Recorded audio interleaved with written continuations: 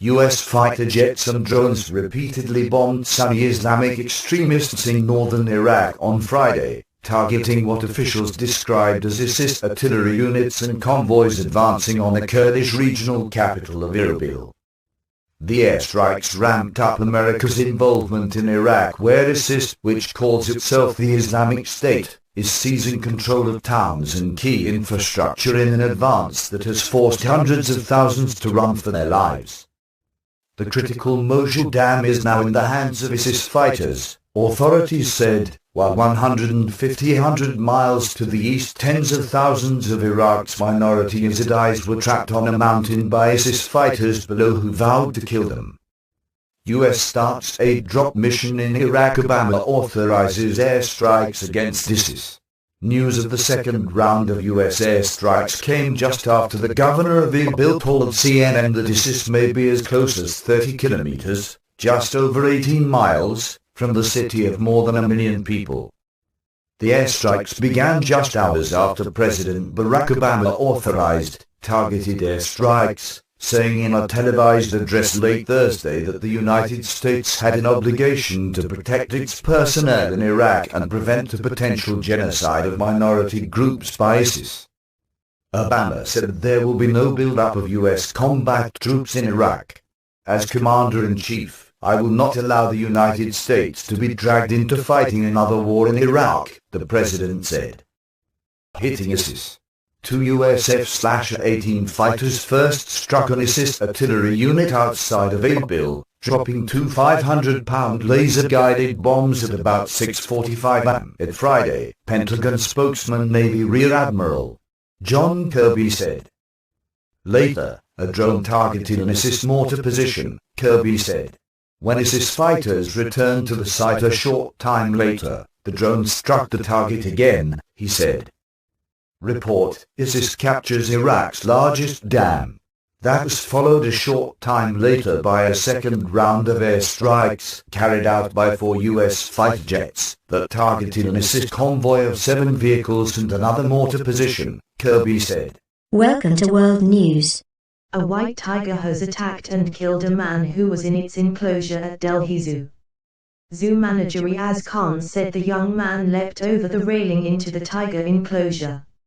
Initial reports described him as a schoolboy or student, but Delhi police later said he was a 20-year-old factory worker. The victim's parents reportedly told police that he had received treatment for mental illness. Television pictures showed the frightened man crouching against a wall while the tiger stood near him. An eyewitness said he was leaning over the barricade, which was very low and might have fallen inside the enclosure. Around 1:30 p.m., we were in the reptiles area when we heard loud screams, eyewitness Himanshu told CNN News channel. I ran to the tiger enclosure where we saw that a white tiger had caught the man by his neck and he was writhing in pain. Some children threw small sticks and stones at the tiger. We are all in a complete state of shock, Reuters quoted Amitabh Agiatri, the director of the National Zoological Park, which manages the Delhi Zoo, as saying, "The tiger grabbed the man and killed him. I am not clear whether the man jumped into the cage or he slipped accidentally," he said. The body has been sent for a post-mortem examination and police have begun an investigation into the incident. Newsreader, source from CNN News. http://edition.cnn.com. The world's biggest ritual slaughter, Kathmandu, Nepal. CNN. Matilo Kushwaha had promised the Hindu goddess Gaudibai that he would offer her a male goat if one of his children found a job. Last year his son was successful, and on Saturday he was one of tens of thousands of people killing the animals at the temple of Gaudibai Mai in southern Nepal is part of the biggest religious mass slaughter in the world. From my village everyone has made a vow to offer animals, says Kushwaha from Bariyarpur, a community in Barg district about 60 miles south of Kathmandu. Some, he explains, are glad they have got a son or a daughter. Others that a different form of good fortune has befallen them. The ritual sacrifice of goats, buffaloes and roosters in temples and at home is widespread in Nepal, where 80% of the population are Hindu. Some 5 million people from adjoining districts, and also from the bordering Indian states of Bihar and Uttar Pradesh, will attend the festival, according to local authorities. Although only 2 days are dedicated to the sacrificial ritual itself, the slaughter follows a set pattern.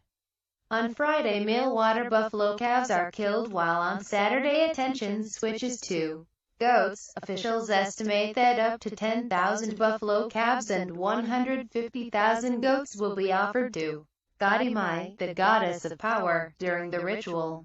Watch a CNN report on the ritual view. These numbers will be much lower than those of 2009, the last time the 5-yearly Gauti Mai festival took place, thanks to advocacy efforts by animal rights activists.